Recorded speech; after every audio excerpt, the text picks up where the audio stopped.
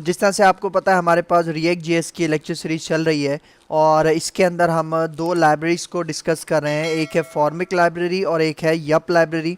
और इन दोनों को हम जब एक साथ यूज़ करते हैं तो हम क्या अचीव करते हैं, फॉर्म हैंडलिंग और फॉर्म वैलिडेशन अचीव करते हैं। तो भाई देखो, प्रीवियस लेक्चर के अंदर हमने फॉर्मिक लाइब्रेरी के साथ काम करना सीखा था, लेकिन आज हम बात करेंगे यप लाइब्रेरी। मतलब आज हम यप लाइब्रेरी के साथ किस तरह से काम करते हैं उसको हम सीखेंगे। और मैंने आपको एक चीज़ बताई थी कि यप लाइब्रेरी हम फॉर्मिक के साथ यूज़ करते हैं। आप दोनों को सेपरेटली भी यूज़ कर सकते हो, लेकिन मोस्टली ऐसा ही होता है कि फॉर्मिक और यप को एक साथ यूज़ किया जाता है। अच्छा भाई देखो, अगर किसी ने हमारा प्रीवियस लेक्चर मतलब पार्ट नंबर 70 नहीं देखा तो मैं रिकमेंड करूंगा कि पहले आप वो वाला लेक्चर देख लो जिसके अंदर हमने फॉर्मिक के साथ काम करना सीखा था। क्योंकि भाई देखो, अगर आपने हमारा पार्ट नंबर 70 नहीं देखा और अगर आप इस लेक्चर के ऊपर आओगे तो आपको ये वाला लेक्चर समझ में नहीं आएगा। क्योंकि पार्ट 70 के अंदर जो मैंने फॉर्मिक लाइब्रेरी को यूज़ करके फॉर्म हैंडलिंग की थी उसी को अब मैं आगे लेके चलूंगा और यप लाइब्रेरी के थ्रू उस फॉर्म के अंदर मैं फॉर्म वैलिडेशन अप्लाई करूंगा।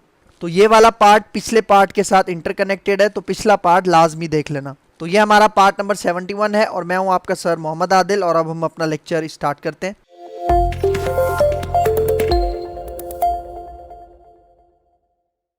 तो भाई जिस तरह से मैंने बताया कि हम प्रीवियस लेक्चर में हमने फॉर्मिक की बात की थी, अब हम बात करेंगे यप की। ठीक है, तो कुछ पॉइंट्स अगर मैं आपको रिव्यू करवाऊं, यहाँ पे आ जाओ।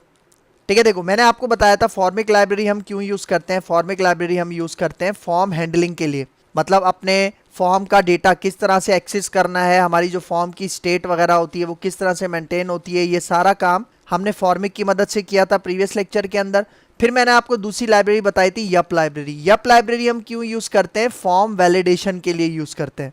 ठीक है, तो ये दो पॉइंट आपके क्लियर होने चाहिए। और फिर यप के बारे में कुछ और पॉइंट्स मैंने क्या बताया था कि भाई एक पॉइंट तो हमें पता है कि ये फॉर्म वैलिडेशन के लिए यूज़ होती है। फिर यहाँ पे दूसरा पॉइंट क्या है, देखो बहुत सारे वैलिडेशन रूल्स हैं यप लाइब्रेरी के अंदर, जिस तरह रिक्वायर्ड हो गया, मिन हो गया, मैक्स हो गया, ईमेल एक्सेट्रा। मतलब बहुत सारे वैलिडेशन रूल्स हैं जो हमें ये यप अप्लाई करता है। मतलब बहुत सारे वैलिडेशन रूल्स हैं जो ये यप हमें प्रोवाइड करता है। और ये समझ लो कि बेसिकली बिल्ट इन फंक्शंस हैं, इनको जस्ट हमें कॉल करना होता है अपनी इनपुट टाइप्स के ऊपर और हमारा काम हो जाता है। मतलब हमें अपनी कस्टम लॉजिक लिखने की जरूरत नहीं पड़ती। फिर देखो तीसरा पॉइंट, एरर मैसेजेस। मतलब भाई देखो, जाहिर बात है जब भी कोई एरर आएगा, चाहे वो रिक्वायर्ड का हो, मिनिमम मैक्सिमम का हो या ईमेल का हो, तो हमें एरर मैसेज तो यूजर को डिस्प्ले करवाना है ना, ताकि यूजर को पता चले कि भाई यहाँ पे मैं गलत एंट्री कर रहा हूँ फॉर्म के अंदर। तो एरर मैसेजेस, देखो बिल्ट इन एरर मैसेजेस भी होते हैं और हम अपने कस्टम एरर मैसेजेस भी सेट करवा सकते हैं। ये भी हम इसी लाइब्रेरी के अंदर देखेंगे। तो भाई देखो, फॉर्मिक को तो हमने प्रीवियस लेक्चर के अंदर कवर कर लिया था ना, तो अब फॉर्मिक के साथ हम इस लेक्चर में कवर करेंगे यप लाइब्रेरी को। ठीक है, फिर आगे आ जाओ। अब देखो इंस्टॉलिंग यप। ठीक है, देखो मैंने आपको बताया था कि फॉर्मिक को भी आपने अपनी रिएक्ट ऐप के अंदर इंस्टॉल करना पड़ता है, सेम उसी तरह यप को भी इंस्टॉल करना पड़ता है। और सिंपल सी उसकी कमांड है, देखो यहाँ पे क्या लिखा है, npm i yup. I stands for install. मतलब npm की मदद से क्या करोगे, आप अपनी यप लाइब्रेरी को अपनी रिएक्ट ऐप के अंदर इंस्टॉल कर लोगे। भाई देखो, अगर फॉर सपोज के फ्यूचर में ये वाली इंस्टॉल वाली कमांड चेंज हो जाती है तो ये कमांड जो अपडेटेड कमांड होगी वो आपको कहाँ से मिलेगी वो भी मैं आपको बता देता हूँ। यहाँ पे आ जाओ गूगल में। ठीक है, देखो मैं अपने गूगल में आ गया हूँ और यहाँ पे मैं लिखता हूँ यप रिएक्ट। ठीक है, यप रिएक्ट लिख के आप एंटर करो। यहाँ पे देखो पहला आपको नजर आ रहा होगा यप npm, आप इसके ऊपर क्लिक करो। ठीक है, देखो जैसे ही यहाँ पे आप आओगे तो देखो आपको यहाँ पे नजर आ रहा है यप से रिलेटेड कुछ पॉइंट्स यहाँ पे बताए गए हैं। और देखो इंस्टॉल कमांड आपको यहाँ पे नजर आ रही है npm i यप। आप ना यहाँ से इसको डायरेक्ट कॉपी भी कर सकते हो। देखो बटन नजर आ रहा है, आप इसके ऊपर क्लिक करो, ये कमांड आपकी कॉपी हो जाएगी। और देखो नीचे बता रहा है कि भाई वीकली कितनी डाउनलोड्स हैं और जो जो इन्फॉर्मेशन है वो सारी यहाँ पे आपको दिखा रहा है। तो इस वेबसाइट से आप यप से रिलेटेड जो भी डॉक्यूमेंटेशन है, कमांड वगैरह है, वो आप देख सकते हो। तो सबसे पहले इस कमांड को मैं क्या करता हूँ, एग्जीक्यूट करता हूँ और यप को इंस्टॉल करते हैं। तो मैं आता हूँ अपने विजुअल स्टूडियो कोड में।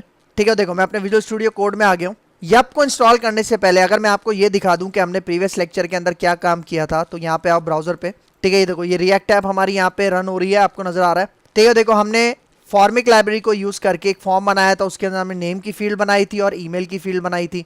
और इसके अंदर देखो मैं जो भी नाम डालूंगा, ठीक है, मैं आदिल डालता हूँ और यहाँ पे मैं अपनी ईमेल डालता हूँ। तो जब मैं सबमिट करूंगा, इस फॉर्म का डेटा मैंने एक्सेस किया था, मतलब गेट किया था, तो उसको दिखाने के लिए मैं अपना कंसोल ओपन कर लेता हूँ। यहाँ पे इंस्पेक्ट पे चलते हैं, कंसोल पे मैं आता हूँ क्योंकि मैंने console.log करके उसका रिजल्ट दिखाया हुआ था। तो देखो जैसे आप सबमिट करोगे तो ये देखो पहले ऑब्जेक्ट में डेटा डिस्प्ले करवाया था, फिर ऑब्जेक्ट में से मैंने सिर्फ नेम को गेट किया था और यहाँ पे ईमेल को गेट किया था। तो ये हमने फॉर्म हैंडलिंग की थी फॉर्मिक लाइब्रेरी को यूज करके। लेकिन अब हम यहाँ पे बात कर रहे हैं यप लाइब्रेरी की। ठीक है, तो यहाँ पे आओ, अब यप लाइब्रेरी को मैं इंस्टॉल करता हूं तो सबसे पहले ये जो मेरा npm स्टार्ट रन हुआ है इसको मैं बंद करता हूं। बंद करने के लिए कंट्रोल सी आपने प्रेस करना है, तो देखो ये बंद हो गया, टर्मिनेट हो गया।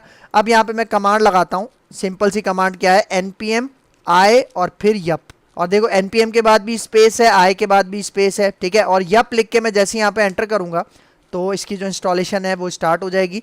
और मेक श्योर करना है कि इस पॉइंट में आपका जो इंटरनेट है वो कनेक्ट होना चाहिए, ठीक है। तो यहाँ पे देखो ये हमारी जो यप लाइब्रेरी वो इंस्टॉल हो चुकी है। इसको चेक करने के लिए आप क्या करो, आपके रिएक्ट ऐप के अंदर जो package.json वाली फाइल होती है आप उसको ओपन करो, ठीक है। जैसे आप उसके ऊपर क्लिक करोगे तो देखो ये तो फॉर्मिक था जो लास्ट क्लास में किया था, और नीचे आ जाओ, देखो सबसे लास्ट में क्या है, यप। इसका वर्जन कौन सा यूज हो रहा है, 0.32.11, मतलब ये इसका लेटेस्ट वर्जन यहाँ पे यूज हो रहा है, ठीक है। तो इसका मतलब यप भी सक्सेसफुली इंस्टॉल हो चुका है।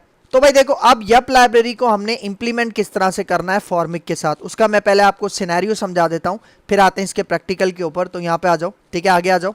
तो भाई अब सिनेरियो को सबसे पहले समझो।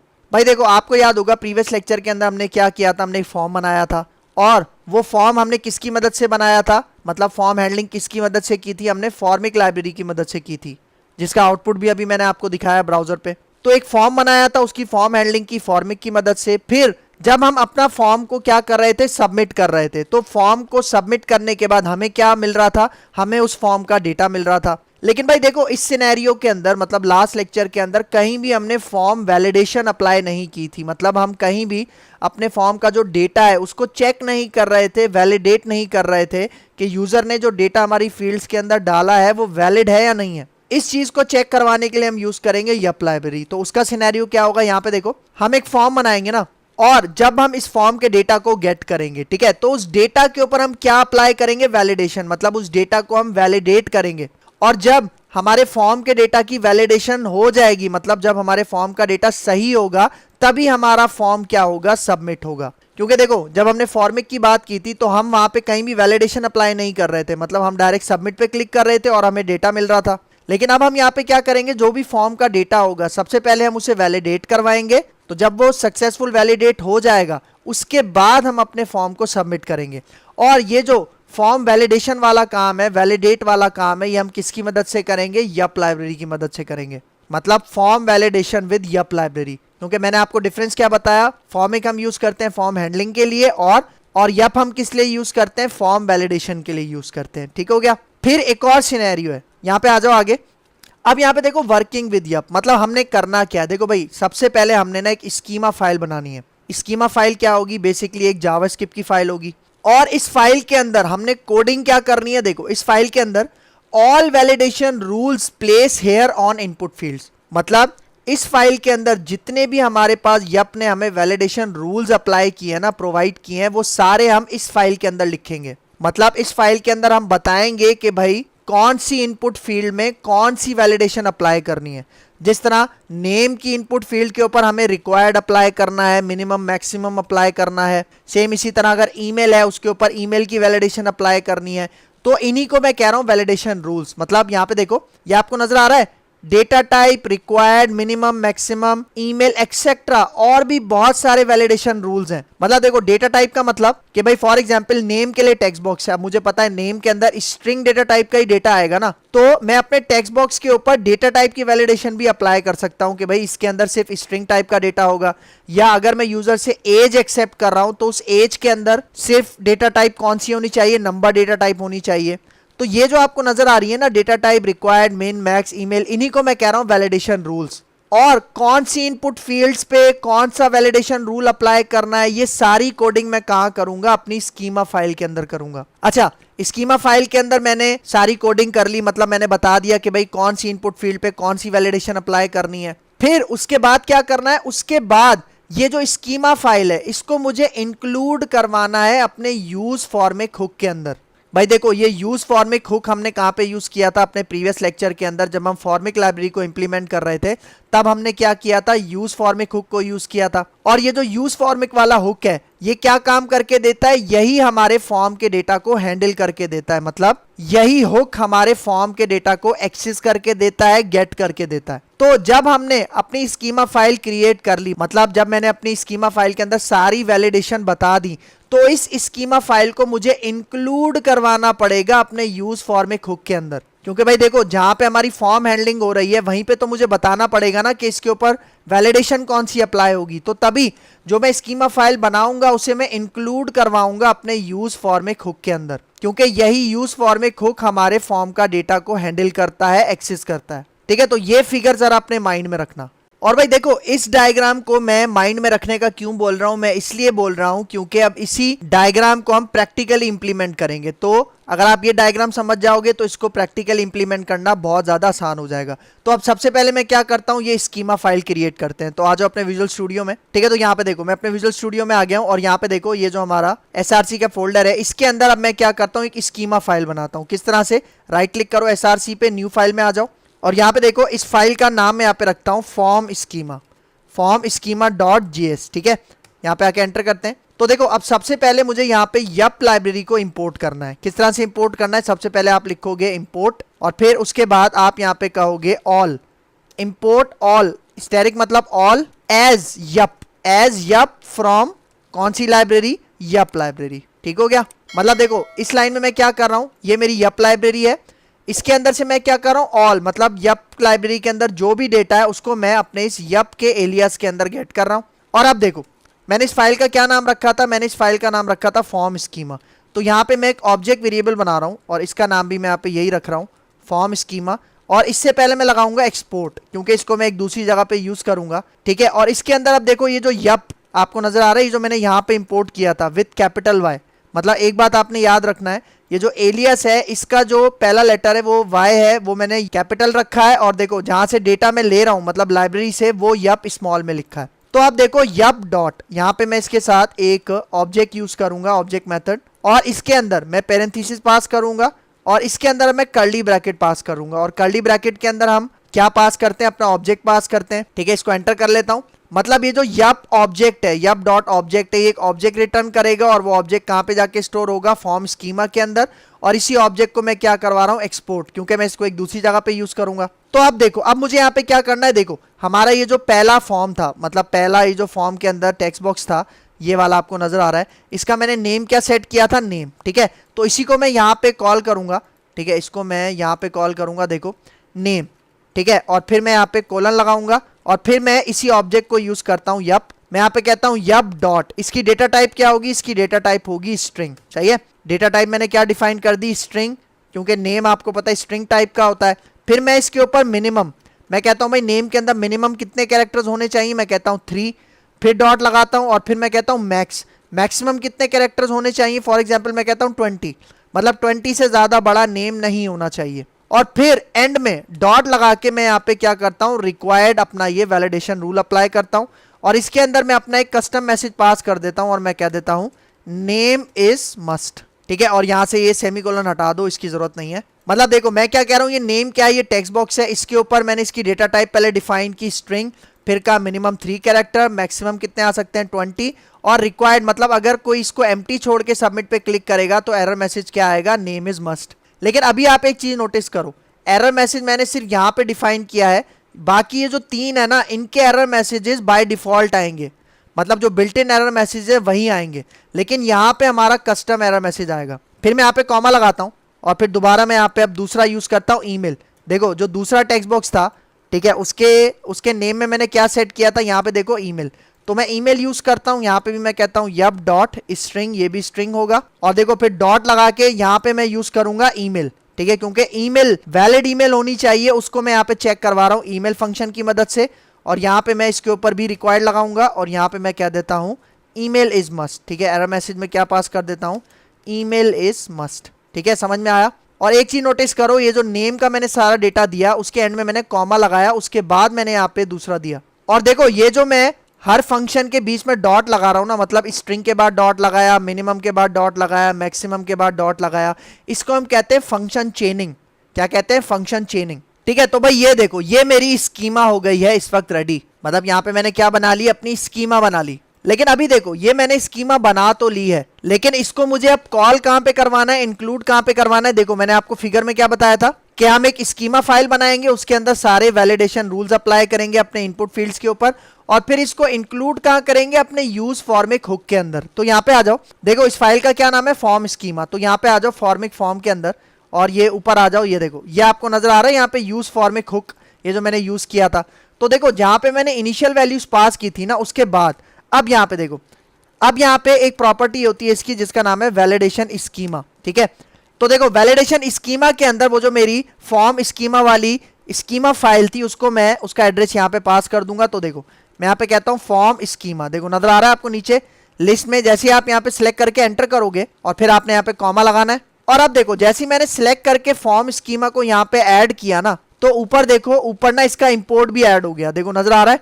अगर ये इंपोर्ट आपके पास ऐड नहीं हो तो आपने खुद से इसको लाजमी इंपोर्ट करना है, क्योंकि देखो इसके अंदर मैं यहाँ पे इसको एक्सपोर्ट कर रहा था ना, मतलब यहां से मैं भेज रहा था और इसको यहां मैं इंपोर्ट कर रहा हूं, और इंपोर्ट करने के बाद इसको मैं यूज कहां पे कर रहा हूं, इसको मैं यूज कर रहा हूं यहां पे हमारी यूज फॉर्मिक के अंदर एक प्रॉपर्टी है जिसका नाम है वैलिडेशन स्कीमा। मतलब यहां पे मैं बता रहा हूं कि भाई वो जो वैलिडेशन स्कीमा है वो कौन सी फाइल के अंदर से आ रही है, फॉर्म स्कीमा फाइल के अंदर से आ रही है। और यही फॉर्म स्कीमा मतलब यही वैलिडेशन आपने अपने इस फॉर्म के ऊपर अप्लाई करनी है, ठीक हो गया।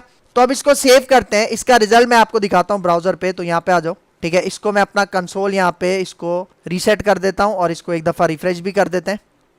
अच्छा यहाँ पे देखो हमने अपना npm स्टार्ट नहीं किया, मुझे npm स्टार्ट दोबारा करना पड़ेगा। यहाँ पे आ जाओ टर्मिनल पे, ठीक है। तो मैं इसको करता हूँ npm स्टार्ट और यहाँ पे आके एंटर करते हैं, ठीक है। देखो ये रन हो चुकी है हमारी एप्लीकेशन लोकल सर्वर पे। तो यहाँ पे आ जाओ, ठीक है। अब ये देखो अगर मैं अभी यहाँ पे फॉर एग्जाम्पल नेम गलत देता हूँ, ठीक है। देखो मैंने ए यहाँ पे दिया जस्ट ए, जो कि 3 कैरेक्टर्स में नहीं आता, और अगर मैं ईमेल यहाँ पे जस्ट इस तरह से डाल दूं तो देखो अगर अभी मैं सबमिट करूं तो यहाँ पे देखो सबमिट नहीं हो रहा, लेकिन एरर मैसेज भी नहीं आ रहे। तो एरर मैसेजेस दिखाने वाला काम तो मैंने अभी कहीं भी नहीं किया। तो उसके लिए मैं क्या करूंगा, यहाँ पे आओ भाई, देखो ये यूज फॉर्मिक है ना, इसके अंदर आ जाओ, ठीक है। देखो आपको लास्ट क्लास में मैंने क्या किया था, यहाँ पे देखो यूज फॉर्मिक के अंदर से मैंने हैंडल सबमिट को डिस्ट्रक्चर किया था, हैंडल चेंज को डिस्ट्रक्चर किया था, वैल्यूज को डिस्ट्रक्चर किया था।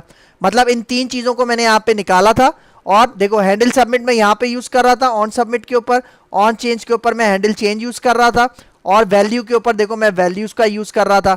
लेकिन अब मुझे यहाँ पे एरर्स का यूज करना है, मतलब यूज फॉर्मिक के अंदर से मुझे क्या निकालना है, एरर्स का ऑब्जेक्ट निकालना है। तो यहाँ पे देखो यहाँ पे मैं निकालता हूं एरर्स। तो अब देखना, अब ये जो एरर्स है ना, इसके अंदर हमारे इनपुट फील्ड्स के जितने भी एरर मैसेजेस होते हैं ना, वो सारे इस ऑब्जेक्ट के अंदर स्टोर होते हैं। तो मतलब अब इस ऑब्जेक्ट को यूज करके वो मैं एरर मैसेजेस निकालूंगा और उसको डिस्प्ले कहां करवाऊंगा, उसको मैं डिस्प्ले करवाऊंगा अपने टेक्स्ट बॉक्स के बाद में। तो यहाँ पे देखो ये नेम वाला टेक्स्ट बॉक्स है ना, मैं यहाँ पे आता हूँ, मैं इसके ऊपर एक यहाँ पे br लगाता हूँ, ठीक है। और इसके नीचे मैं एक स्पैन का टैग यूज करता हूँ, ठीक है। और ये देखो ये जो ऑब्जेक्ट था, कौन सा ऑब्जेक्ट, एरर्स वाला, जो मैंने ऊपर गेट किया यूज फॉर्मिक में से, इसमें से मैं कौन सा एरर निकाल रहा हूं, नेम के लिए। मतलब मैं कह रहा हूं नेम के लिए जो भी एरर होगा वो आप इस टेक्स्ट बॉक्स के बाद में डिस्प्ले करवाओ। लेकिन भाई देखो ये जो एरर मैसेज है ये रेड कलर में आना चाहिए। तो उसके लिए मैं क्या करता हूं, इनलाइन CSS अप्लाई करता हूं, ठीक है। और इसके अंदर मैं एक और कर्ली ब्रैकेट ओपन करता हूं और यहाँ पे मैं कलर स्पेसिफाई कर देता हूं। यहाँ पे मैं इसको कलर कह देता हूं रेड, ठीक हो गया। मतलब मैं कह रहा हूं नेम का जो भी एरर मैसेज है वो इस जगह पे डिस्प्ले होना चाहिए, और ये जगह कौन सी है, हमारे नेम वाले टेक्स्ट बॉक्स के बाद। और फिर देखो इसी को मैं यहाँ से कॉपी करता हूँ, इसी को मैं कॉपी करता हूँ और ईमेल के बाद भी ले जाता हूँ, ठीक है, क्योंकि ईमेल के बाद भी मुझे ईमेल का एरर मैसेज दिखाना है। और यहाँ पे देखो, यहाँ पे पहले एरर्स डॉट नेम गेट कर रहा था ना, अब मैं यहाँ पे एरर्स डॉट ईमेल गेट करूंगा, ठीक है। और याद रखना ये वही नेम्स हैं जो मैंने अपने टेक्स्ट बॉक्स के अंदर देखो यहाँ पे स्पेसिफाई किए हुए थे, तो इस बात का आपने ख्याल रखना है। तो भाई देखो अब मैं इसको सेव करता हूँ, ब्राउजर पे आते हैं, एक दफा मैं इसको रिफ्रेश करता हूँ दोबारा। और अब देखो, अब अगर मैं यहाँ पे फॉर एग्जाम्पल एक टाइप करता हूँ ए, सही है, तो देखो यहाँ पे क्या मैसेज आ रहा है, name must be at least 3 characters. और अगर मैं यहाँ पे एक से ज्यादा टाइप मतलब 20 से ज्यादा टाइप कर दूं तो देखो अब क्या मैसेज आ रहा है, name must be at most 20 characters. और नीचे देखो ईमेल इज मस्ट, अभी रिक्वायर्ड वाला एरर चल रहा है। और देखो अब अगर मैं इसके अंदर गलत ईमेल डालूं, ठीक है, ये देखो तो क्या मैसेज आ रहा है, email must be a valid email, ठीक है। तो अगर मैं यहाँ पे नेम भी सही डाल देता हूँ, मैं अपना नाम डाल देता हूँ आदिल, तो देखो एरर चला गया। और यहाँ पे ईमेल भी अगर मैं वैलिड डाल दूं, ये देखो मैं यहाँ पे कहता हूँ ए डॉट, ये वाली ईमेल डाल देते हैं, तो देखो जैसी मैंने ईमेल डाली तो देखो उसका एरर मैसेज भी चला गया। और अब अगर मैं सबमिट करूंगा तो देखो सबमिट भी हो जाएगा, और सबमिट के ऊपर जो डेटा हमारे पास यहाँ पे हमें गेट हो रहा था वो भी आपको नजर आ रहा है। और भाई देखो अगर आप यहाँ पे आके रिफ्रेश करो, अगर यहाँ पे आप दोनों टेक्स्ट फील्ड्स को एम्प्टी छोड़ के डायरेक्ट सबमिट पे क्लिक करते हो तो देखो तब भी मैसेज आ रहा है, नेम इज मस्ट और ईमेल इज मस्ट। और एक चीज नोटिस करो, ये हमारे कस्टम मैसेजेस हैं जो हमने यहाँ पे खुद से सेट किए थे रिक्वायर्ड के, name is must, email is must. लेकिन भाई अगर मुझे मिनिमम मैक्सिमम के सेट करने हो तो वो काम कैसे करूंगा? ये देखो, मिनिमम में मैंने पहले वैल्यू दी है ना 3, ठीक है, तो कॉमा लगाता हूं, यहां पे एरर मैसेज पास कर देता हूं, एरर मैसेज पास कर देता हूं टू शॉर्ट। और यहां पे देखो मैक्सिमम है, मैक्सिमम के बाद यहां पे कॉमा लगाता हूं और इसके अंदर मैं यहां पे कह देता हूं टू लॉन्ग। मतलब पहले वैल्यू डिफाइन की और फिर उसका कस्टम एरर मैसेज डिफाइन कर दिया। और फिर देखो ईमेल के अंदर भी मैं यहां पे एक मैसेज पास कर देता हूं, मैं कह देता हूं इनवैलिड ईमेल। ठीक हो गया? सही है। तो ये अपने कस्टम मैसेज भी मैंने यहां पे डिफाइन कर दिए। तो अब अगर मैं इसको सेव करता हूं, ब्राउजर पे आओ, इसको हम एक दफा यहां पे रिफ्रेश कर देते हैं। ठीक हो गया? तो देखो अभी अगर सबमिट पे क्लिक करूं तो देखो एरर मैसेज आ रहे हैं। और अब मैं यहां पे फॉर एग्जांपल नेम देता हूं, ठीक है, अपना नेम देता हूं, तो यहां पे देखो शॉर्ट में लिखा, तो देखो क्या मैसेज आ रहा है, टू शॉर्ट। और अगर मैं इसको ज्यादा लंबा कर दूं तो देखो क्या मैसेज आ रहा है, टू लॉन्ग। और सेम इसी तरह अगर मैं ईमेल इनवैलिड दूं तो ये देखो हमारा कस्टम मैसेज आ रहा है इनवैलिड ईमेल। तो भाई इस तरह से आप अपने कस्टम मैसेज भी सेट करवा सकते हो। मतलब बिल्ट इन यूज करना चाह रहे हो तो बिल्ट इन भी यूज कर सकते हो, कस्टम मैसेज डिस्प्ले करवाना चाह रहे हो तो वो काम भी कर सकते हो। ठीक है? तो भाई देखो इस तरह से हम क्या करते हैं, अपनी यप लाइब्रेरी को यूज करके फॉर्म वैलिडेशन अप्लाई करते हैं। लेकिन भाई देखो अभी मैंने आपको कुछ वैलिडेशन रूल्स बताए हैं हमारी फॉर्म वैलिडेशन के, मतलब स्ट्रिंग हो गया, मिनिमम मैक्सिमम रिक्वायर्ड हो गया, ईमेल हो गया। इसके अलावा और भी हैं, उनको हम डिस्कस करेंगे इंशाल्लाह नेक्स्ट लेक्चर में। क्योंकि अभी तक मैंने जस्ट 2 टेक्स्ट बॉक्स बनाए, मतलब 2 इनपुट फील्ड्स बनाई हैं, एक नेम के लिए, ईमेल के लिए। आगे जाके मैं आपको पासवर्ड के लिए भी बताऊंगा, फिर वो जो हम पासवर्ड और कंफर्म पासवर्ड को मैच करते हैं उसके बारे में भी बताऊंगा, और भी बहुत सारी वैलिडेशन है वो मैं आपको कवर करवाऊंगा। ठीक है? तो आपने हमारे साथ जुड़े रहना है नेक्स्ट लेक्चर्स के अंदर भी। तो ये था आज का हमारा lecture working with yup with Formik. तो अगर इस लेक्चर के अंदर कोई भी कंफ्यूजन है तो कमेंट बॉक्स में मुझसे जरूर पूछ लेना। तो मुझे अपनी दुआ में याद रखना। मिलते हैं इंशाल्लाह नेक्स्ट लेक्चर में, तब तक के लिए दीजिए इजाजत। अल्लाह हाफिज।